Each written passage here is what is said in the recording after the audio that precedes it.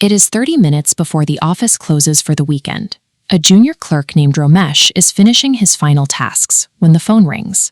The voice on the other end is fast, professional, and urgent. It is Saman from head office IT support, calling to warn him that a main server is crashing.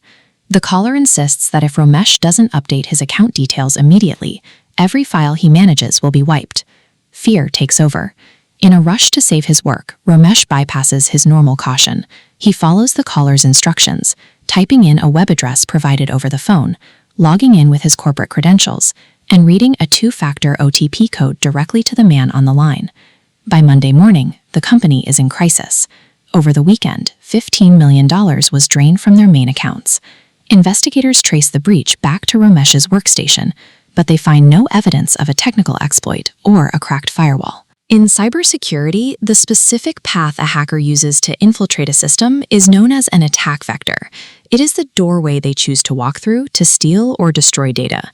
Organizations invest millions in digital defenses, but these systems are only as strong as the people who use them.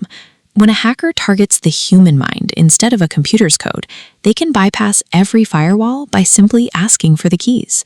Because hackers cannot manually call every person in a large organization, they scale their deception through automated phishing attacks.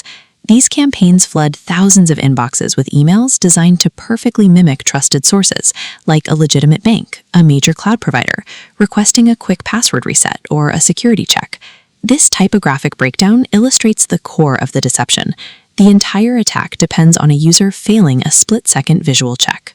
While the legitimate address is short and clean, the malicious URL uses subtle character differences and hyphens to hide its true destination. To a distracted employee, the two addresses look identical. Phishing shifts the advantage to the attacker through sheer volume. They no longer need a perfectly timed phone call. They only need a single person out of thousands to click a link without looking closely. Once clicked, the ransomware payload begins. The encryption module rapidly encrypts every file into locked data blocks.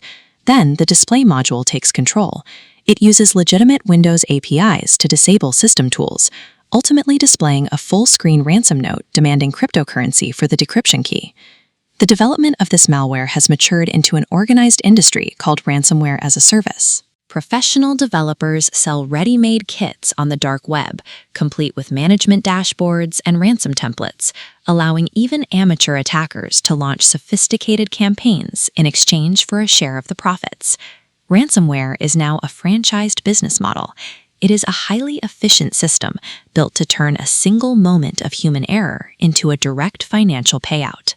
Even when a corporation has high security standards and invests heavily in employee training, attackers still find ways inside. They don't try to knock down the front door. Instead, they look for a side entrance that the company doesn't even realize is open. This is the mechanic of a supply chain attack. Rather than targeting a secure bank directly, the hacker infects a smaller third-party vendor that provides the bank's software. As this diagram shows, the malicious code is inserted into a routine software update. When the bank downloads that trusted package, the virus slips right past the firewall, arriving in the system with full authorization. In a connected digital world, a secure network is only as safe as its trusted vendors. One compromised update from a partner can render the most expensive internal defenses irrelevant. The escalation of these attacks, from individual psychological tricks to automated phishing and supply chain compromises, shows that a single defensive wall at the edge of a network is no longer enough. Once a threat passes that one perimeter, the entire internal system is often exposed. Defense requires a two-part approach. For individuals, the rule is to stop, think, and verify. Hover over every link to check the actual destination. Never share an OTP over the phone, and use multi-factor authentication to add a second layer of defense that a stolen password alone cannot break. For organizations, the modern standard is zero trust architecture. The single outer wall is replaced by individual locks at every single node. Every action, from a routine login to a software update, is treated as a potential threat until it is verified. Effective cybersecurity is a process of continuous verification. It requires a combination of technical skepticism and human vigilance to ensure that every potential doorway is monitored. If hackers can weaponize our psychology and our software updates, we have to look closer at the hardware we use every day. Next time, we examine the smart devices in our homes and ask, how many doors are we leaving open for attackers?